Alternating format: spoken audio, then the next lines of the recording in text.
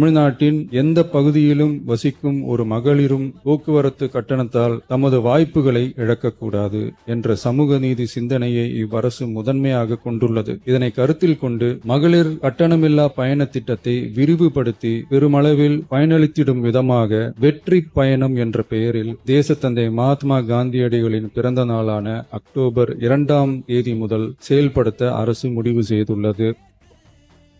முதல் கட்டமாக மாநகரம் நகரங்களில் சாதாரண பேருந்துகள் மட்டுமின்றி மாநகரம் நகர் பகுதிகளில் இயங்கும் எக்ஸ்பிரஸ், LSS, டீலக்ஸ் அரசு பேருந்துகளிலும் மகளிர் கட்டணமில்லா பயணங்கள் மேற்கொள்ளலாம். மேலும் கூடுதலாக மாவட்டங்களுக்கிடையே பயணம் மேற்கொள்ள ஏதுவாக புறநகர் மற்றும் மலைப்பகுதிகளில் சாதாரண கட்டண பேருந்துகளிலும் மகளிர் கட்டணமில்லா பயணங்கள் மேற்கொள்ளலாம். இத்திட்டத்தில் பயன்பெற வருமான உச்சவரம்போ மற்றும் மேற்கொள்ள விரும்பும் பயண எண்ணிக்கையிலோ கட்டுப்பாடுகள் இல்லை. இதன் மூலம் மாணவ